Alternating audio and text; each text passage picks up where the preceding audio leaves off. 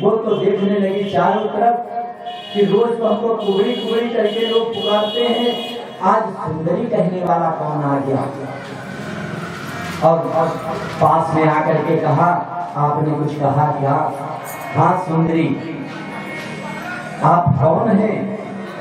तो उसने कहा, वैसे तो मेरा नाम सैरंगी है, मगर हम कृष्ण की दासी हैं। हम कृष्ण के यहाँ पे, कंस के यहाँ पे हम तिलक लगाने, चंदन लगाने का काम करते हैं, और हम तो लोग पूजा करते हैं। हमारा चंदन महाराज जी को बहुत अच्छा लगता है, और वही तो भगवान ने कहा, तो जब चंदन अच्छा लगता है तो कुछ हमारे भी लगा दो। अरे यही तो महाराज जी हम कहना चाहते थे कि कंस के तो हम रोज लगाते हैं, एक दिन हमारा चंदन लगा के देखो, जीवन भर को भूलोगे नहीं। भगवान ने मस्तक झुका दिया।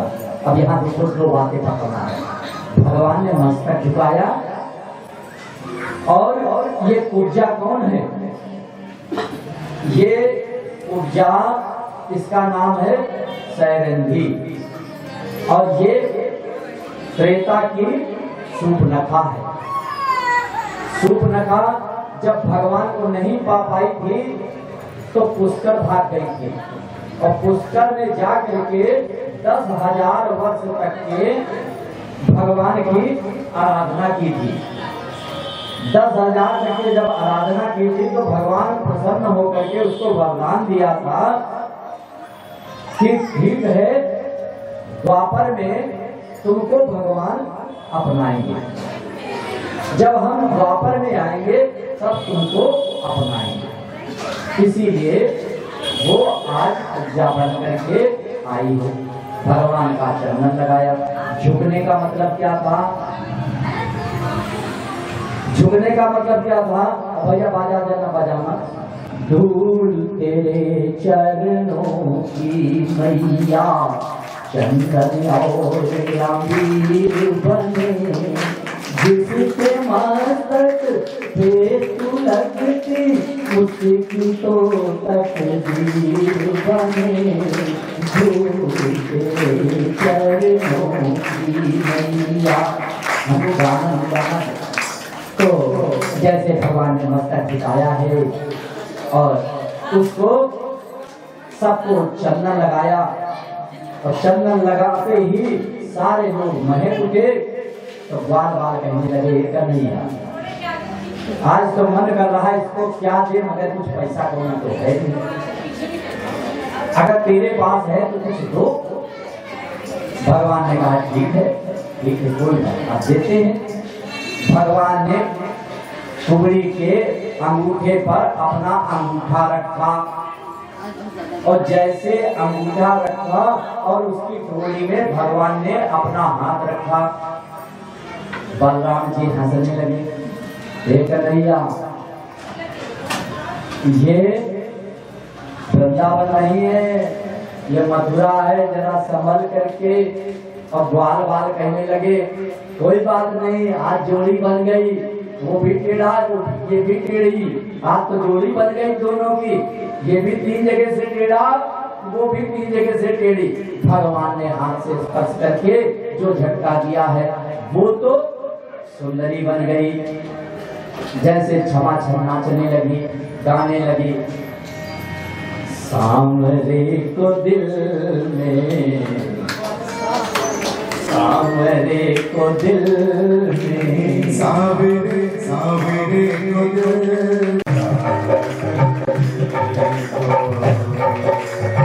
सांवरे को दिल में, सांवरे को दिल, सांवरे को दिल में, सांवरे को दिल, दुनिया से पहले वो बता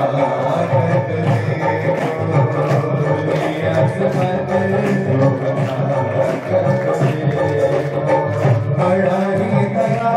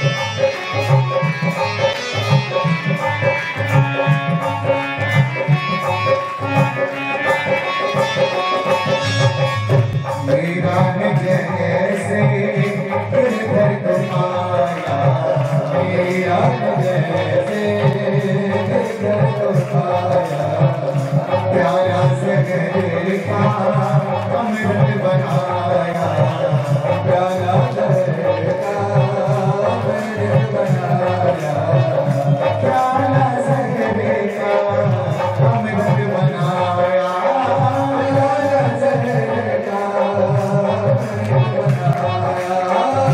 मेरा से हंसती मिटा कर तुझको, मेरा से हंसती मिटा कर तुझको, एक बार वृंदावन आकर तुझको, एक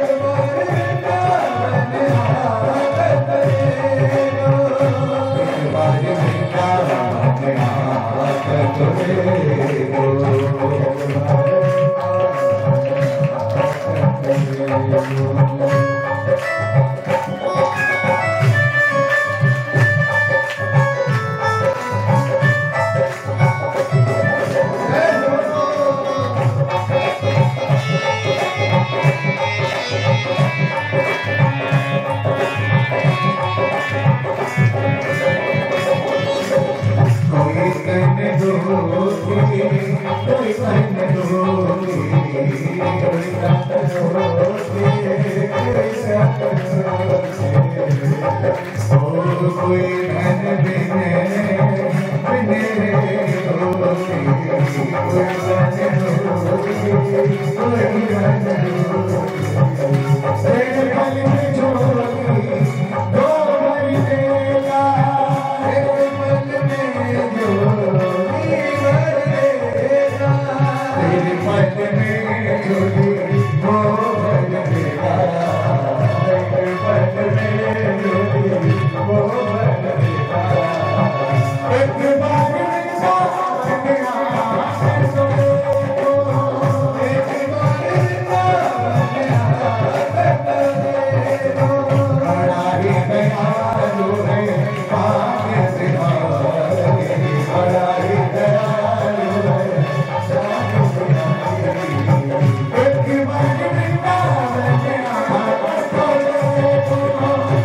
तुझको।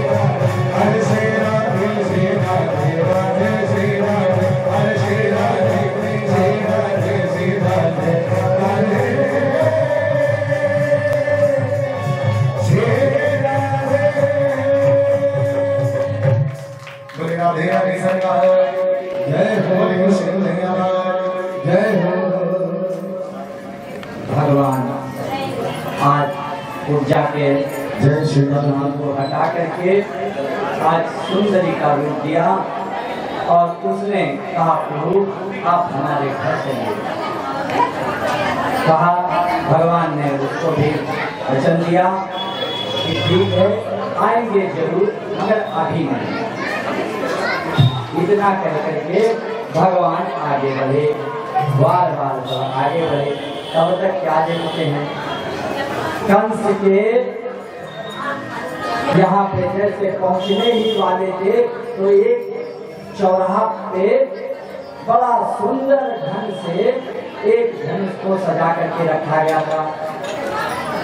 और जैसे धनुष को सजा के रखा गया था, धनुष को रखा था, मगर उस धनुष में, वो धनुष किसका था? वो आप लोग तो कहेंगे कंस का था। नहीं भैया, कंस को परशुराम जी ने दिया था और ये कह करके दिया था कि ये धनुष टूटेगा नहीं, मगर यदि टूट गया तो फिर तुम बचोगे नहीं। पहली बात तो ये टूटेगा नहीं, और जो टूट गया तो तोड़ने वाला तुमको छोड़ेगा नहीं। भगवान ने उस धनुष को देखा और शास्त्रों में ऐसा वर्णन आया है, वो धनुष इतना विशाल धनुष था कि उसको कंस ने एक ट्राली बनवा करके 5000 लोग उसको खींच करके ला के रखे थे। वो भी ट्राली पर, उसको उठा नहीं पाए थे 5000, केवल ट्राली पे ही रखा हुआ। तो ऐसे धनुष को जब भगवान ने देखा तो कन्हैया ने कहा, दाऊ बड़ा सुंदर लग रहा है, उठा ले क्या? दाऊ ने कहा, रे तो मामा का है तो फिर उठाने और डरने की क्या बात है, जो इच्छा करे वो करो। और जितने उसकी रक्षा में लगे थे, जो वहां द्वारपाल खड़े थे, वो सब हंसने लगे। नान नान सारे हैं और कह रहे धनुष उठा ले। यहाँ 5000 ला करके कोई तरीके से रखे और ये धनुष उठाएंगे, वो हंसने लगे। बस उतनी ही देर में भगवान ने बाएं हाथ से उठाया। अब देखो फिर एक बात करिएगा, हर कार्य दाहिने हाथ से होता है, मगर भगवान ने धनुष को बाएं हाथ से उठाया। उसके पीछे कारण क्या है? देखो, जिससे मित्रता करनी होती है, जिससे प्रेम करना होता है, जिसका साथ निभाना होता है, उसका दाहिना हाथ पकड़ा जाता है। और जिससे आप लोग समझ गए होंगे क्या बताएं, बायां पकड़ा जाता है। तो आज भगवान जान रहे हैं इसको तो हमको तोड़ना है, इसलिए इसको बाएं हाथ से उठाए और ऐसा झटका मारा, उसके 2 खंड हो गए। बोलो कृष्ण कन्हैया लाल की। और जैसे 2 खंड हुए वैसे सब द्वारपाल चिल्लाए, अरे मारो काटो मारो काटो। बलराम जी ने कहा, भैया कन्हैया फेंक जरा। दोनों ने एक एक हिस्से धनुष के पकड़े और उससे खूब पिटाई लगाई। ऐसे दाऊ ने कहा, अरे पिटाई छोड़, बाबा की याद कर। जैसे बाबा की याद आई भागे सब। अब वहां जब बात गए, बाबा ने कहा घुमाए, हाँ घुमाए, किसी से लड़ाई झगड़ा तो नहीं किया बाबा, हम किसी को पहचानते नहीं, हम तो जानते ही नहीं, और हमको कोई नहीं जानता तो काहे का झगड़ा होगा, जब कोई जानते ही नहीं तो झगड़ा किस बात का। चल ठीक है, अब आराम कर, सुबह मेला देखने चलेंगे। ठीक है बाबा। बाबा के पास जाकर के दोनों भैया सो गए। सुबह हुई, जल्दी से बाबा तैयार हो गए। अब देखो हम लोग क्या करते हैं, हम लोग सुबह नहीं उठते। सुबह हमारा लोगों का कब होता है? बहुत लोगों का 7 बजे, बहुत लोगों का 8 बजे, और जो बहुत सवेरे उठने वाले हैं वो 9 बजे उठते हैं। और चारपाई से ही आंख नहीं खुलती है, चिल्लाते हैं, अरे मम्मी चाय दे दो तो उठे, मम्मी चाय दे दो तो उठे, चाय मार करके उठते। तो भैया वो भगवान चाह, और हम लोग अगर कोशिश करें, आप लोग तो खैर उठते हो, ये तो हमको विश्वास है, आप लोग तो सुबह उठते हो, भले ही जाना है, अंदर गुंजाग है तो मन नहीं करता है, मगर फिर भी सूर्योदय से पहले आप लोग उठ जाते हैं। मगर भैया सूर्योदय से पहले उठने से काम नहीं होगा। अगर भगवान को पाना है, भगवान को देखना है, तो क्या करना है? अरुणोदय में उठना है। सूर्योदय से पहले क्या होता है? अरुणोदय। अरुणोदय को एक लालिमा केवल आ जाती है, जो कोई रामेश्वरम गया होगा, जो कोई कन्याकुमारी गया होगा, वहां भगवान सूर्य का अरुणोदय भी देखा होगा और सूर्योदय भी देखा होगा। विवेकानंद जी का बड़ा सुंदर सा आश्रम बना है, और वहां उन्होंने हम सबके लिए बड़ी व्यवस्था करके गए हैं, और या समुद्र के किनारे और या सूर्य के दर्शन होते हैं। ऐसा लगता है कि हाथ से पकड़ ले, इतना सुंदर दृश्य होता है। ठीक है भैया, ये तो प्रभु की महिमा है, वो जाने, हमको जितना जनाए उतना जाने। तो सुबह उठे बाबा अरुणोदय की बेला में। अच्छा, अरुणोदय उठने में भगवान कैसे दिखते हैं? जो अमरनाथ गए होंगे उन्होंने अगर भगवान को नहीं देखा होगा तो भगवान की आहट और आवाज जरूर सुना होगा। एक जगह है, वो शेषनाग कहलाती जगह। शेषनाग पे आगे ज्यादातर करके जो रक्षक लोग हैं वो आगे जाने नहीं देते, रात वहीं विश्राम कराते हैं। और वहाँ जो रक्षक होते हैं, अगर आप उनसे पूछेंगे, और जो वहाँ संत महात्मा पहुँचते हैं, जो हमेशा आसपास टहलते हैं, उनसे अगर आप पूछेंगे तो वो बता देंगे। तो वहाँ 3:30 से लेकर के 4:15 बजे तक भगवान शिव स्वयं निकलते हैं। और निकलते कैसे हैं? हम लोगों की तो आंखें हैं नहीं भैया कि दर्शन मिल जाएंगे, मगर जैसे गोपिकाएं कहती है ना, वो तो भक्त हैं, तो क्या कहती हैं? एक सुमित्रानंद पंत की चौपाई याद आ गई हमको, उनका दोहा याद आ गया।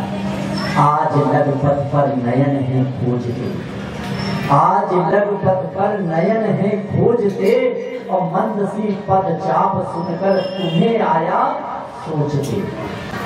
जब भैया हमारी ऐसी दशा होगी तो हमको भगवान हर जगह नजर आएंगे। जैसे गोपिकाओं को आते हैं, दूध दूती, झाड़ू लगाती, बर्तन मांजती, खाना बनाती, सब जगह भगवान ही नजर आते हैं। तो वहाँ पे हम अपनी बात बताते हैं।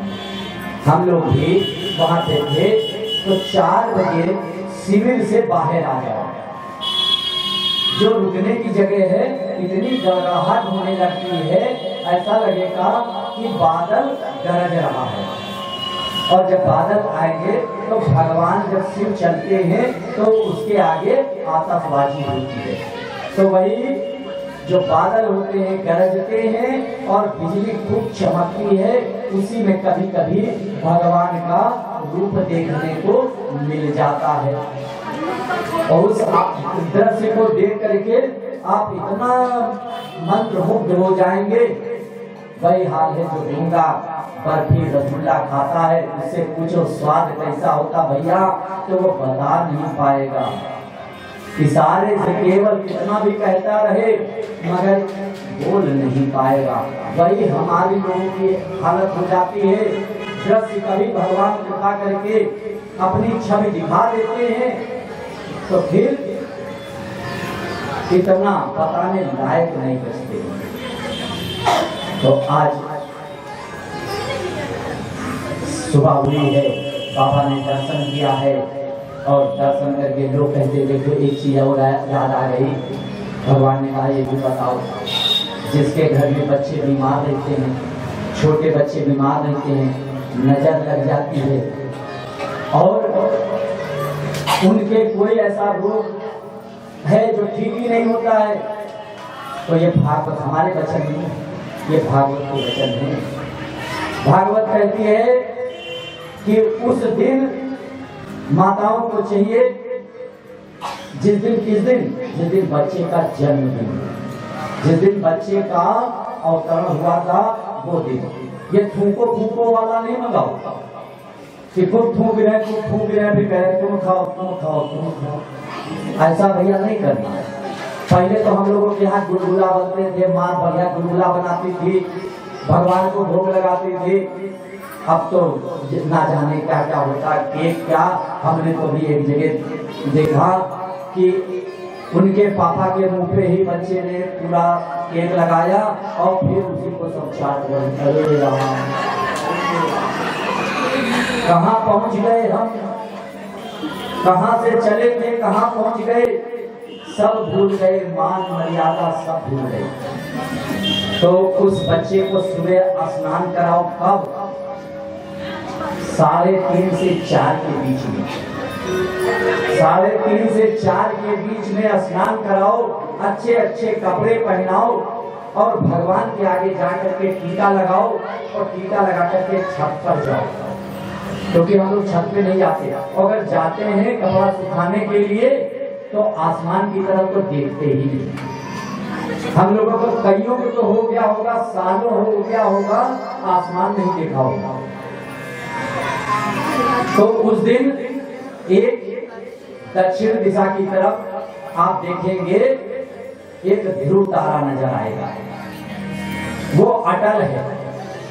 और ध्रुव तारा के बगल में अगर ध्रुव तारा नहीं भी दिखता है तो ध्रुव तारा के आसपास एक चमकीला तारा इतना चमक रहा होगा, आपको लगेगा कि ये ध्रुव है। बस उस ध्रुव तारे को बच्चे को दिखा देना है,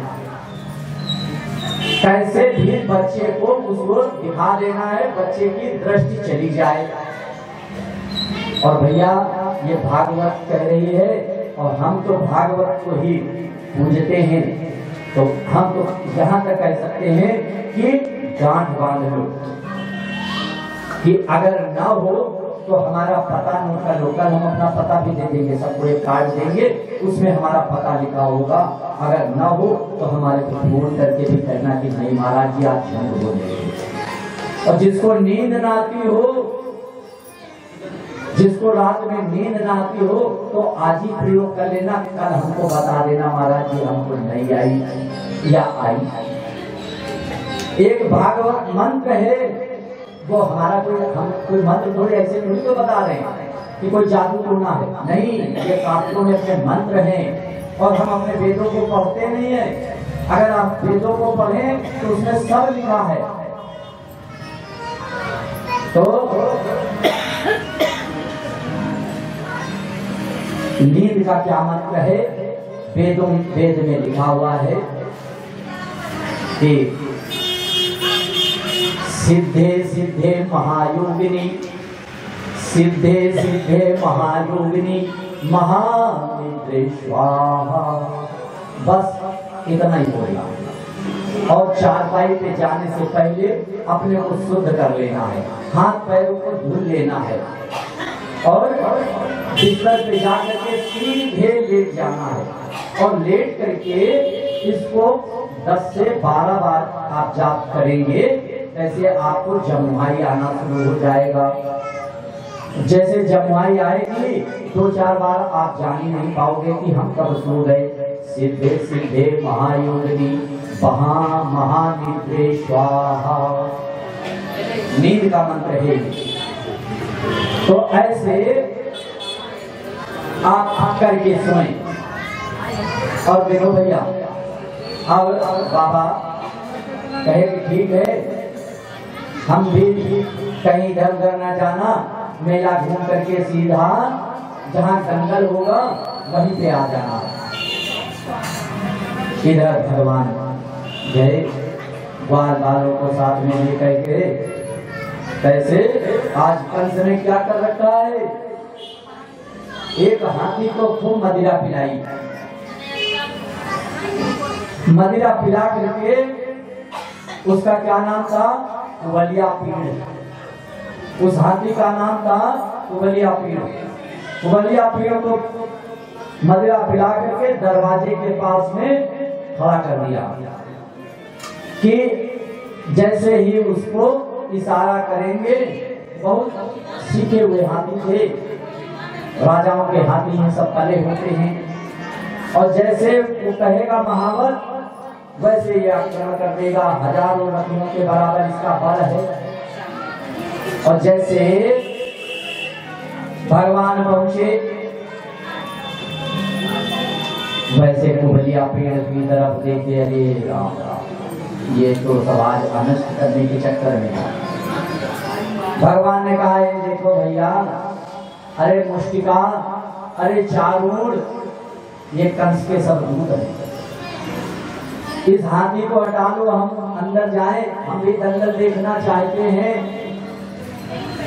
तो मुष्टिका चांडूर ने कहा अरे जाना है तो जाओ, किसने रोका है? अरे ये हाथी हटाओगे तभी तो जा पाएंगे। और उतनी देर में महावत ने हाथी को इशारा कर दिया, और जैसे इशारा किया वैसे हाथी बिल्कुल पागल हो गया। पिए तो था ही, मस्त था, उसको होश आवाज नहीं, वो भगवान पर आक्रमण कर दिया। भगवान पर जैसे आक्रमण किया सारे बार भगने लगे। भगवान ने कहा चिंता ना करना, दोनों हाथी के क्या होते हैं, दो दांत, दोनों दांतों को पकड़ करके लटक गए और झटका मारा है, हाथी ऊपर गया, दांत हाथ में आ गए।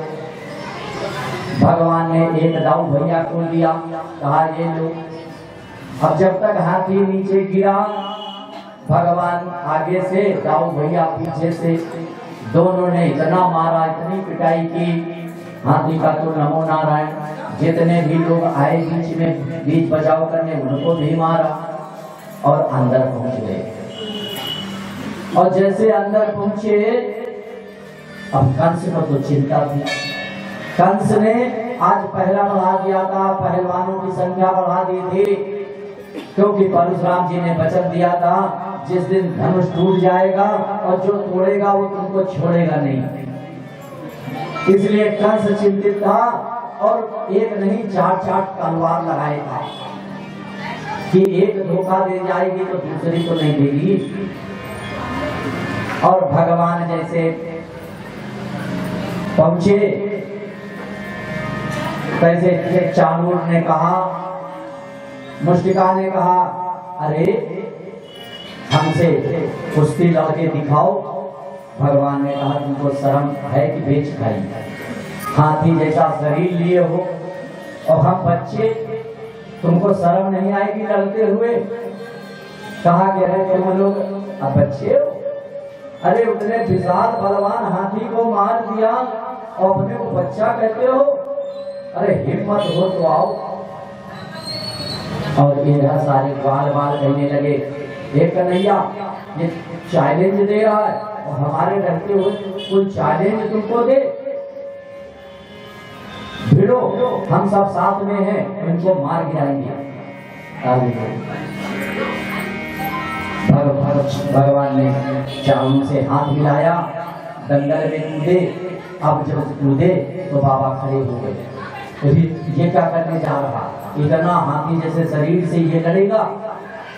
तो अब भगवान ने क्या कर दिया, अपनी माया का विस्तार कर दिया।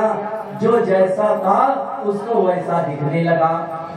वो जो पहलवान था वो भगवान, वो बाबा, वो हनुमान जी दिखने लगे।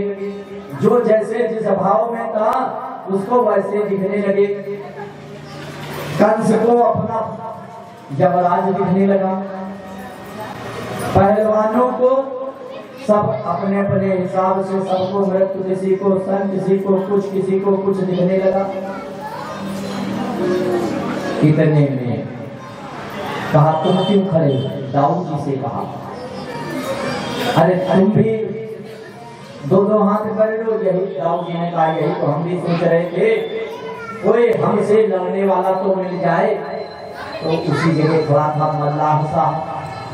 मल्लाह साहब ने कहा हमसे लड़ो। अब वो भी कूद गए और होने लगा युद्ध। होते करते अब बाबा को तो बच्चे दिख रहे थे। अब जब युद्ध चल गया, काफी समय तक चलता रहा, भगवान ने सोचा ये तो चलते ही रहेगा।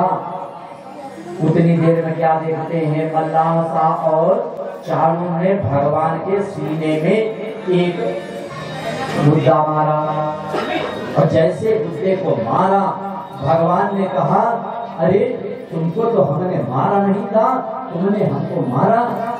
और भगवान ने भी एक मुष्टिका अपनी मारी और जैसे मारी तो गोविंदाय नमो नमः। गुरु कृष्ण कन्हैया लाल की। उनका अंत हो गया और सारे ग्वाल करके, और कन्हैया वो उधर कंस चिल्लाने लगा, अरे मारो, हम तो इनको भी मारेंगे, पकड़ो इनके बाप को मारेंगे। अपने भी बाप को मारेंगे, भगवान बोलने लगा रे राम राम, ये तो पागल हो गया। भगवान ने छलांग मारी और कंस के पास पहुंच गए। और जैसे कंस के पास पहुंचे, कंस तलवार निकाल लिया, भगवान उछल करके कंस के बालों को पकड़ लिया। जैसे बालों को पकड़ा और झटका दिया, वैसे कंस नीचे गिर गया, क्योंकि वो भयभीत भी था। कंस नीचे गिर गया, भगवान उसी की छाती पर चढ़ गए। और जैसे भगवान छाती पर चढ़े, कंस का भी नमो नारायण। बोलो कृष्ण कन्हैया लाल की, बोलो बाबू भैया की। जैसे भैया कंस गया, वैसे बाबा दौड़ करके आए। नंद बाबा, अरे हमारे कन्हैया, अरे कन्हैया ये सब कैसे हो गया? कन्हैया ने कहा बाबा हमने कुछ नहीं किया। अरे तुमने नहीं किया तो फिर किसने किया? बाबा हमने कुछ नहीं किया, दाऊ भैया ने भी कुछ नहीं किया, तो फिर ये किसने किया? ये इतने बड़े बड़े पहलवान कैसे मर गए? बाबा हम क्या करें, जैसे हम कूदे, ये हमको चैलेंज दे रहा था प्रतिस्पर्धा करने के लिए, वैसे एक बंदर आया। और जैसे बंदर आया बाबा, हम डर गए, आंख बंद कर लिया और फिर हमको कुछ पता नहीं। बाबा कहने लगे हाँ कन्हैया बात सही तेरा, जब से तू आया था ना, तब से हम जय हनुमान जय हनुमान जय हनुमान कर रहे थे। वही हनुमान जी के प्रताप से ये सब मर गए, हनुमान जी ने सबको मार दिया। और भैया हम तो जैसे ब्रज में पहुंचेंगे 1.25 कुंटल लड्डू चढ़ाएंगे चल करके। अरे भैया हमारे लाला की रक्षा किया है हनुमान जी ने। ऐसे जाकर के फिर भगवान ने कंस को जब मारा, मार करके भगवान कहाँ पहुंचे हैं? जेल में पहुंचे। जेल में का ताला खुला है और अपने वसुदेव देवकी मैया को बंधन मुक्त किया है, उनका चरण बंधन किया है। वसुदेव देवकी ने गले से लगाया है। तब तक दौड़े अपने नाना को छुड़ाया है। नाना भी तो बहुत दिनों से बंद थे, नाना को छुड़ाया। सब लोग आए, बड़े प्रसन्न हुए। जो लोग भाग भाग करके मथुरा छोड़ करके जा रहे थे, वो भी सब भाग आए कि चलो अब तो कृष्ण राज्य आ गया। सब को प्रसन्न किया है। ऐसे समय बीतता रहा, समय बीतता चला गया। जैसे ही कुछ समय बीता, भगवान ने कहा बाबा अब हमारे पास मथुरा की बहुत जिम्मेदारी है। और वसुदेव चाह रहे थे कि इतने दिन बाद मेरा बेटा मिला है, तो अब पूरी बात भी बता दें और बच्चे का जनेऊ संस्कार भी कर दें, उपनयन भी कर दें। वसुदेव देवकी आए। कंस के पिता का क्या नाम था? राजा उग्रसेन, यानी कन्हैया के नाना। भगवान अपने नाना से कहा कि, और इधर बाबा भी आ गए, सब लोग इकट्ठे हो गए। वसुदेव ने कहा पहले मेरी बात है, अरे नंद बेटा मेरा जरूर है, मगर तुमने पाला है, बस केवल हमको जनेऊ करने में दो, ये तुम्हारा ही है। सब भावुक हो गए। इधर बार बार जय जयकार कर रहे हैं और इधर आज उग्रसेन भी बड़े प्रसन्न हैं कि भगवान की कृपा से आज हम बंधन मुक्त हुए, नहीं तो मेरा बेटा तो हमको जीते जी मार डाला। भगवान ने तुरंत टीका किया अपने नाना का और फिर से मथुरा का राजा घोषित किया कि आज से मथुरा के राजा आप हैं। और वसुदेव जी ने उपनयन संस्कार किया। उपनयन संस्कार करने के बाद में बाबा तो कन्हैया ने कहा, बाबा अब आप वृंदावन जाओ, क्योंकि मथुरा की जिम्मेदारी है और वहां आप वृंदावन को संभालो और मैया को संभालो, क्योंकि मैया मेरे बिना रह नहीं पाएगी, तो इसलिए अब आप जाकर के संभालो। सब आंसुओं से सराब रो रहे हैं, सब रो रहे हैं। भगवान कहते हैं यही विधि का विधान है। अरे हमारे ऊपर भी कितने कष्ट, हमने तो जन्म लिया मगर माँ बाप का दर्शन नहीं किया, और हमको तो ये भी नहीं पता कि मेरे माँ बाप कौन हैं, जन्म कहाँ हुआ, लीलाएं कहाँ किया और संहार कहाँ किया। आज बाबा को समझा बुझा करके बाबा रो रहे, नंद बाबा कह रहे कन्हैया हम तो समझ जाए, मगर तेरी माँ तो मेरा रो रो के जी खा लेगी। उसको तो क्योंकि माँ ममता होती है, माँ के आगे कोई बात समझ में आती नहीं भैया। माँ को कितना समझाओ, उसका तो केवल ममत्व दिखता है और कुछ नहीं दिखता। तो बाबा आज जाकर के माँ को संभालो, क्योंकि विधाता ने भी हमको जिम्मेदारी दी है, उन जिम्मेदारियों को हमको भी निभाना है। ये संसार का नियम है। बाबा ने कहा अरे कन्हैया तू बड़ा समझदार है, और बाबा कह रहे हैं आज सारे ग्वाल बाल वापिस गए हैं।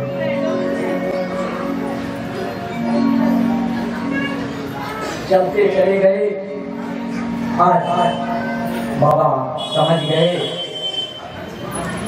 कि जिसकी अमानत है उसके पास ही रहना ठीक है, और जाकर के इधर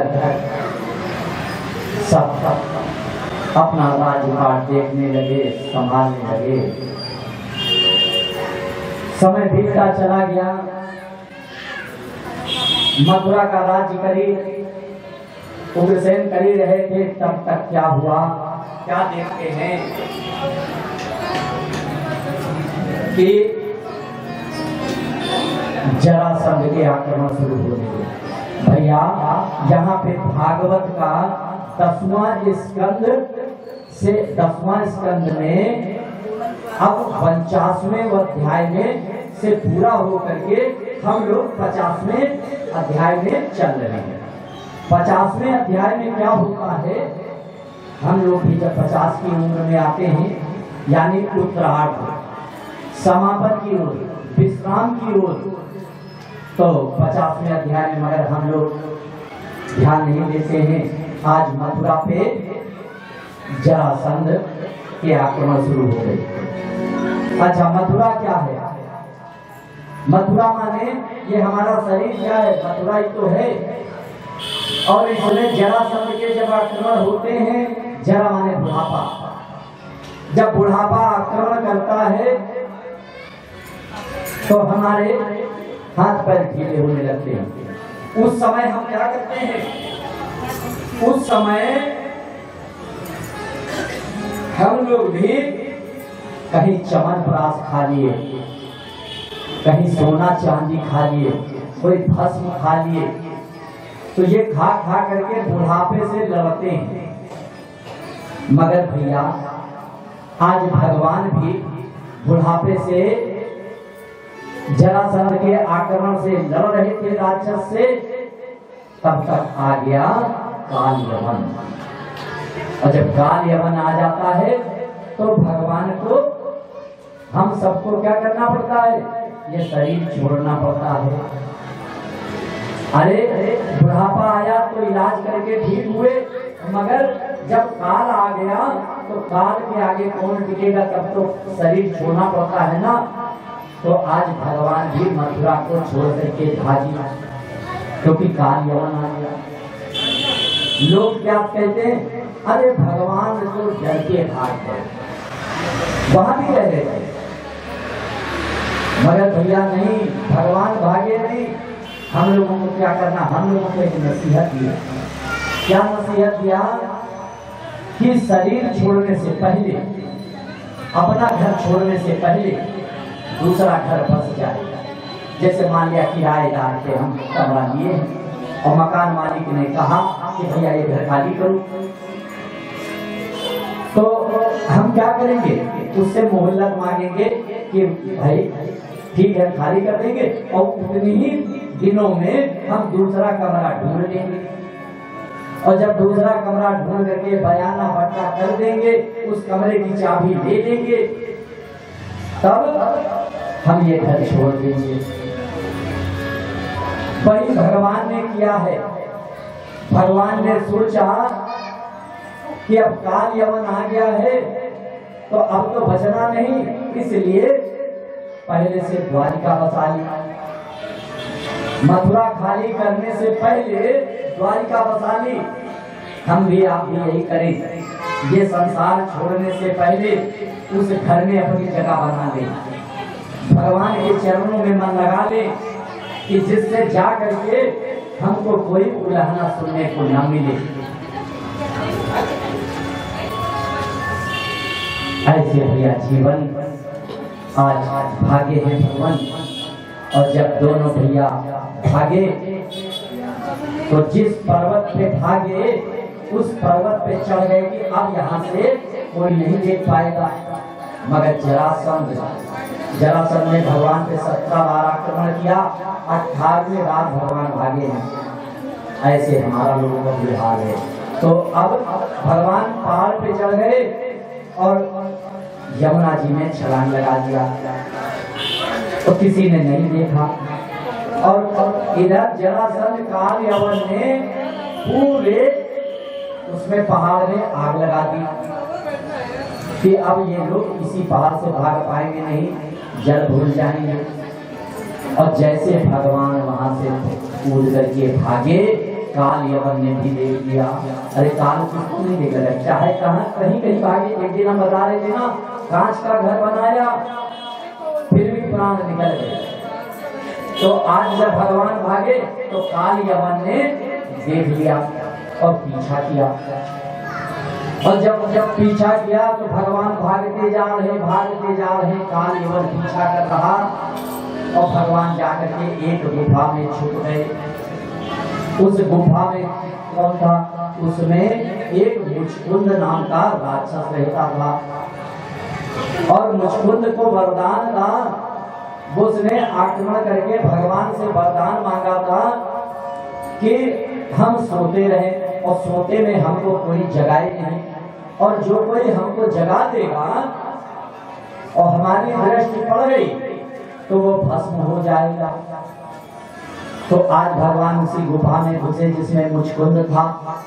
ये गुफा अगर कोई गुजरात गया होगा तो देखा होगा, वहां पे ये गुफा है मुचकुंद की, और ये गिरनार के नाम से जानी जाती है। वहां पे भगवान ने देखा कि मुचकुंद सो रहा है, तो भगवान ने अपना धीरे से भगवान को तो मालूम था ये है वरदानी, अगर ये हमको देख लेगा तो हम भस्म हो जाएंगे। वरदान तो वरदान है, चाहे मानव को हो चाहे जिसको हो। तो भगवान ने अपना पीताम्बर निकाला और धीरे से मुचकुंद को उसी के ऊपर डाल दिया और जाके किनारे कहीं छुप गए। काल यवन पीछा करते हुए आया, उसी गुफा में घुसा और देखा तो भगवान का पीताम्बर देख करके सोचा कि हमारे डर के सोच रहा कि सोने का बहाना बना लेंगे तो हम बच जाएंगे, बचेंगे नहीं भैया। बिल्ली को देखा है, बिल्ली और कबूतर दुश्मन है, मगर कबूतर क्या करता है, जहाँ बिल्ली को देखता है आंखें बंद कर देता है कि हमने नहीं देखा। अरे हमने आंख बंद कर ली, मगर आप तो देख रहे हैं। कबूतर ने आंख बंद कर ली, मगर बिल्ली तो देख रही है और बिल्ली झपट्टा कबूतर को मार लेती, शिकार कर लेती। तो भैया कबूतर नहीं बनना है, हमेशा सजग रहना है। ऐसे भगवान और जैसे मुचकुंद वो आया, मुचकुंद सो रहे थे, काल यवन ने देखा कि ये भगवान सो रहे हैं और 2-3 लाफे मारी। अरे दुष्ट, छुप करके सो रहा, युद्ध से बचना चाहता, भाग रहा है, युद्ध कर। अब जब 2-4 लाते उसने खाई मुचकुंद ने, तो उसकी नींद टूट गई। वो जैसे आंख खोल करके देखा तो काल यवन, और जैसे उनकी दृष्टि मिली तो काल यवन भस्म हो गया। और जब काल यवन भस्म हो गया, भगवान तुरंत आ गए। अरे मुचकुंद भैया, तूने बड़ा हमारा काम सरल कर दिया, अब हमसे वरदान मांग लो। मुचकुंद ने कहा, अब एक बार वरदान मांगा प्रभु आपसे तो सोते रहे, अब सोने की जरूरत नहीं है, अब जागने की जरूरत है। अब हमारी आंखें जब जब खुले, जब जब हम आप देखें तो आपके ही दर्शन हो, बस इतनी कृपा हम पर करो। भगवान ने आशीर्वाद दिया, मुचकुंद को अपना दर्शन दिया, अपना चतुर्भुज रूप दिखाया और भगवान द्वारिका चले गए। बोलो द्वारिकाधीश भगवान की जय। इधर भगवान के चरणों में, क्योंकि जब द्वारिका पहुंचे हैं सारे बाल अब अपने घर में पहुंच गए। भगवान द्वारिका में 100 साल रहे। तेरी अखियां हैं जादू भरी,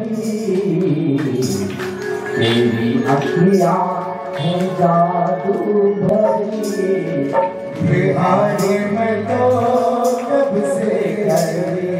बोले कृष्ण कन्हैया लाल की जय हो। आइए बड़ी बड़ी ताली के साथ। ओ तेरी अखियां से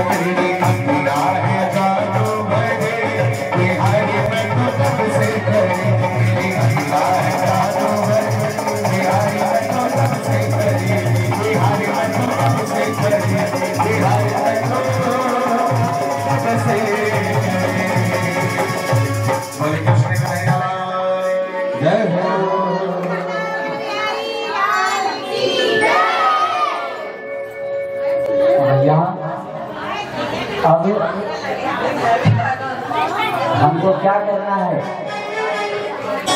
एक दिन हमने कहा था कि आज के बाद से हमको अपने जीवन में परिवर्तन लाना है। अगर हमने कथा सुनी, भगवान की लीलाएं जानी, तो फिर हमारे अंदर भी कुछ परिवर्तन होना चाहिए ना।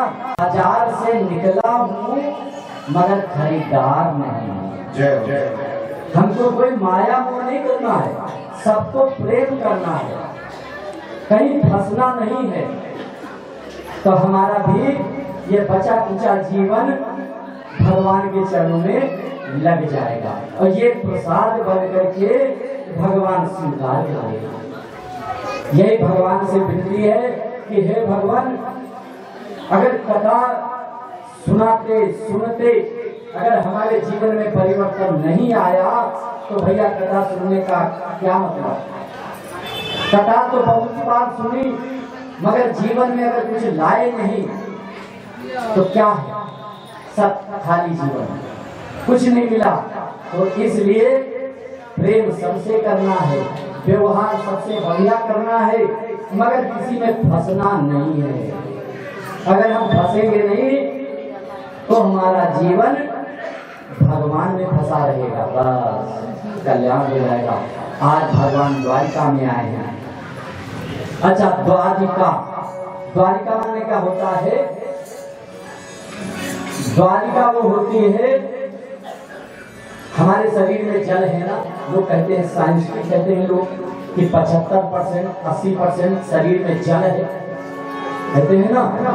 तो हमारे शरीर में जब जल है और हमारी आत्मा उस जल के बीच में सुरक्षित है, तो आज भगवान भी समुद्र में हैं, जल में हैं, सुंदर सा घर बनाए हैं और वहीं पे एक हमारे ये जो मुख्य यजमान है शर्मा परिवार, इन्होंने एक दिन हमसे काफी समय हो गया कहा कि महाराज जी अब कथा द्वारिका में सुनवा दीजिए। तो हमने कहा जिस दिन बिहारी जी की इच्छा होगी उस दिन द्वारिका हम लोग जरूर सुनेंगे। जब चित्रकूट में कथा हो रही थी तो बहने लोग थी, तो चित्रकूट में जो कथा हो रही थी तो हमने एक बाबा जी को निमंत्रण में बुलाया कि हमारी कथा हो रही है, आपकी ही कृपा से हो रही है, तो उस कथा में आप अपने चरण रख दीजिए। बाबा ने हमसे कहा कि हम तो कहीं जाते नहीं, हम तो कहीं जाते नहीं। और वो बाबा दूध बाबा के नाम से चित्रकूट में आज भी जाने जाते हैं और है केवल 1 कप दूध पीते हैं, 1 कप, छोटी सी गिलसिया है। जैसे पंडित जी देखा होगा, पंडित जी जिसमें हमको रोज चाय पिलाते, बड़े भाव के साथ चाय पिलाते हैं, तो उतनी ही गिलसिया में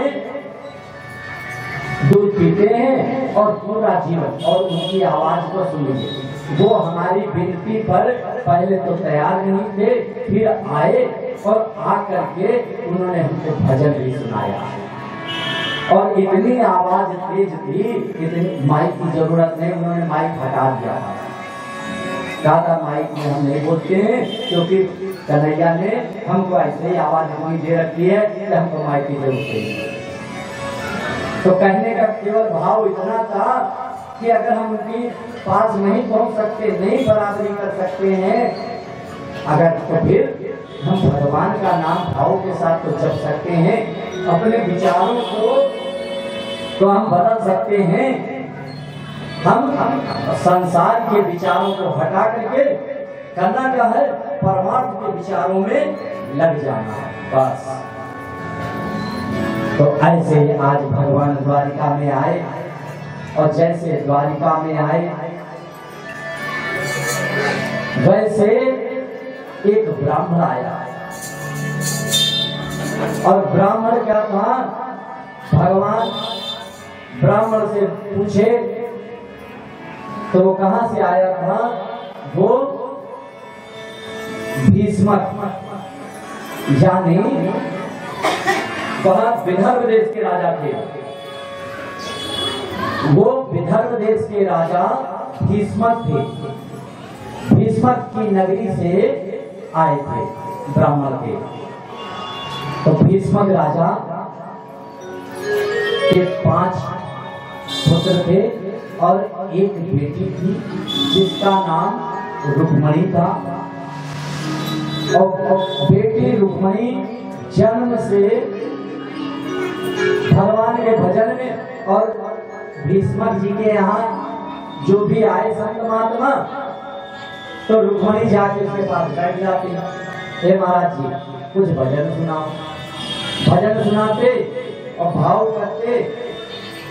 बचपन से रुक्मणी ने ठान लिया था कि अगर हमारा ब्याह होगा तो भगवान से होगा, द्वारिकाधीश से होगा, और नहीं तो हम जैसे मैया पार्वती ने कहा चाहे जितने जीवन काल बीत जाए अगर ब्याह होगा तो शंकर से होगा। वैसे रुक्मणी ने भी ठान लिया कि अगर ब्याह करेंगे तो द्वारिकाधीश से करेंगे। और भीष्मक ने एक दिन अपनी बेटी से पूछा, हर बाप अपनी बेटी से पूछता है कि अपनी पत्नी से पहले कहता है फिर माँ पूछती है। तो आज चूंकि भीष्मक की पत्नी नहीं है इसलिए भीष्मक जी पूछ रहे हैं कि बेटी अब तू बड़ी हो गई है, हम चाहते हैं कि अपने ही काल में तेरा ब्याह कर दें। अगर तेरी कोई पसंद हो तो हमको बताओ, नहीं तो हम फिर जो चाहते हैं वैसे ही विवाह करें। तो बेटी ने कहा, पिताजी मेरा बचपन से मन लगा है, अगर ब्याह करेंगे तो कन्हैया से करेंगे, द्वारिकाधीश से करेंगे, नहीं तो हम जीवन भर ऐसे बिता देंगे मगर ब्याह नहीं करेंगे। पिता ने कहा चलो ये तो बढ़िया विचार है और ये द्वारिका के राजा भी हैं तो क्यों ना हो विवाह कर देते हैं। अपने 5 बेटों को बुलाया, कहा देखो हमारे मन में एक विचार आया है कि तुम लोग अपनी बहन का विवाह करो और हमने लड़का भी पसंद कर लिया है, वो द्वारिकाधीश है, उसका बढ़िया मान सम्मान है और उसका घर द्वार है। अब उसका जो भीष्मक जी का बड़ा बेटा था वो खड़ा हो गया, उसका क्या नाम था, रुक्मी। रुक्मी खड़ा हो गया, अरे पिताजी उस भगोड़े से वो रणछोड़ से हम कभी ब्याह नहीं करेंगे, अपनी बहन का विवाह अपने जीते जी उससे नहीं होने देंगे। तो भीष्मक सोचने लगे ये तो परिवार में बिगड़न हो जाएगा, क्या फायदा। तो कहा चलो कोई बात नहीं, नहीं होगा, ठीक है जहां तुम लोग चाहते हो वहां देख लो। तो रुक्मी कहने लगा हमने देख लिया। अरे कौन है? तो उसने कहा कि चेदी नरेश का बेटा, दमघोष का बेटा शिषपाल है, शिषपाल से हम अपनी बहन की शादी करेंगे। तो भीष्मक जी ने कहा ठीक है भैया जहां तुम्हारी लोगों की इच्छा हो वहां करो। और अपनी बेटी से कहा बेटी अब मैं बुढ़ापा शरीर है, अब हमारी चलती है नहीं और हम परिवार में बिगड़न भी नहीं चाहते, तो इसलिए हमारी तरफ से तुम स्वतंत्र हो, जो तुम्हें इच्छा हो वो करो और जहां चाहते हो वैसा करो, अब हमारा कोई दखल नहीं होगा। वही रुक्मिणी ने आज अपनी भाभी के पास में गई, रोती हुई भाभी से कहा भाभी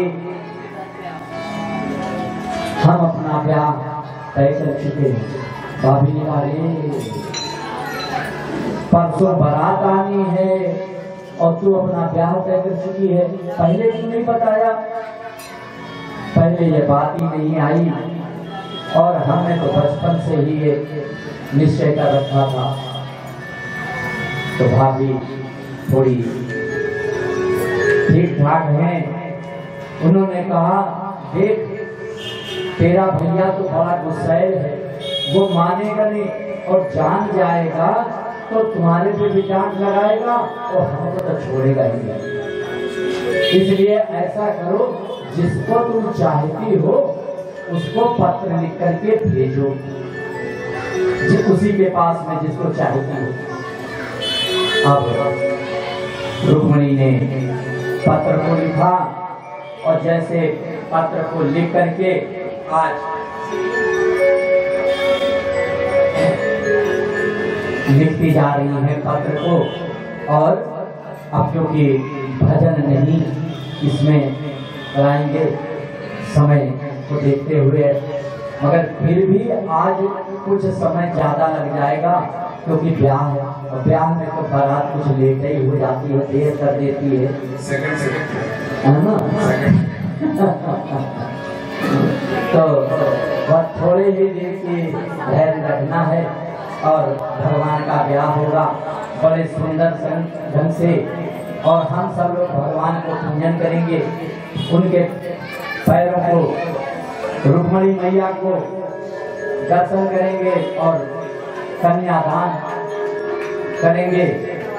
कन्यादान आप लोगों को बताना नहीं है कि इंसान का और भगवान का, अगर भगवान का अवसर मिल गया तो हमारे जीवन के सारे दानों में दान हो गया। तो कन्यादान से बढ़ करके दान नहीं होता है, तो भगवान ने हमको अवसर दिया है, तो आज हम सब लोग भगवान का दर्शन भी करेंगे, प्यार भी करेंगे, खूब नाचेंगे गाएंगे और विदाई भी करेंगे भगवान, जिससे सुख शांति से हम लोगों को भी आशीर्वाद दें। आज वही रुक्मिणी ने पंडित को भेजा, वही पंडित आज भगवान कन्हैया के पास में आया, और जैसे कन्हैया के पास में आया पंडित को देखा, अरे कहाँ से आ रहे हो? तो उसने पंडित ने बताया कि हम कुंदनपुर से आ रहे हैं। अरे कुंदनपुर से आ रहे हो, सब ठीक है ना? क्योंकि भगवान ने कहा क्यों पूछा? जब कुंदनपुर का नाम आया, पंडित ने बताया, तो भगवान ने क्यों कुशल छेद पूछी? भगवान ने जब से परेशान थे कि संतों ने रुक्मिणी की इतनी महिमा गाई कि भगवान कुंदनपुर के लिए परेशान थे। कब मौका मिले तो हम कुंदनपुर चले और रुक्मिणी के दर्शन करें, इसलिए परेशान थे। और आज जब कुंदनपुर की बात सुनी तो पंडित को घर के अंदर ले गए, चलो यहाँ अंदर आओ, और पहले उसको भैया को भोजन पानी कराई, खूब दान दक्षिणा दिया, और फिर उससे पूछा कि तुम किस लिए आए हो? तब पंडित जी ने कहा, जेब से पत्र निकाला कि ये रुक्मिणी मैया का पत्र है। तो भगवान ने कहा पढ़ो। तो पंडित जी ने कहा हम सब कैसे देखते हैं, ये तो आपका निजी पत्र है, पर्सनल पत्र है, तो हम क्यों पढ़े? तब भगवान ने कहा देखो, हम ब्राह्मणों से कोई भेदभाव नहीं करते हैं, और ब्राह्मण हमारे सर्वोपरि हैं, तो हमने ब्राह्मणों से कुछ छुपाया नहीं है, तो इसमें छुपाने की क्या बात है? आप पत्र को सुना दो। ब्राह्मण देवता ने पत्र को पढ़ा, पढ़ करके सुनाया, और भगवान ने तुरंत उसका हाथ पकड़ा। तब तक शाम हो गई थी, भगवान ने रथ पे बैठाला और चल दिए कुंदनपुर के लिए। और जैसे कुंदनपुर के लिए भगवान निकल गए, वैसे दाऊ भैया आए, द्वारपालों से पूछा ये कन्हैया कहाँ भाग गया, कुछ बता के गया?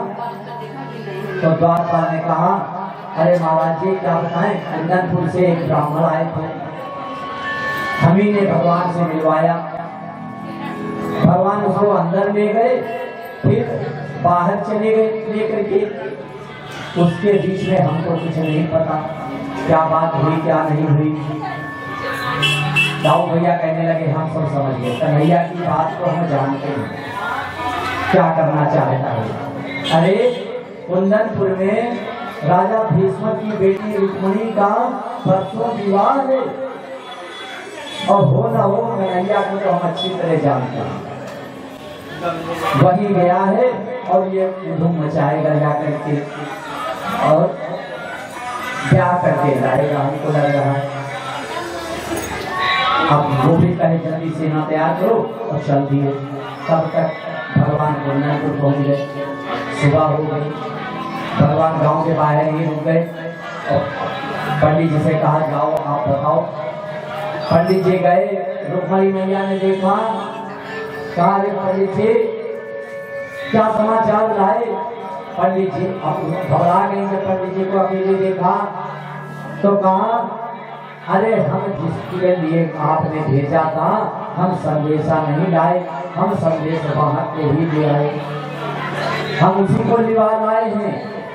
और रुक्मिणी ने उसमें लिखा था कि कन्हैया, अच्छा अगर कन्हैया लिख देती तो कोई अपने पति का नाम लिखा तो सोचिए कि अगर पति का नाम लिख दे और लिख दे कन्हैया प्राण प्रिय कुछ भी लिख दे तो ये गलत हो जाएगा, क्योंकि अभी हमारी शादी तो हुई नहीं। और अगर हम ये कह दें कि हम आपको जानते नहीं, क्योंकि ना भगवान ने रुक्मिणी को देखा था ना रुक्मिणी ने भगवान को देखा था।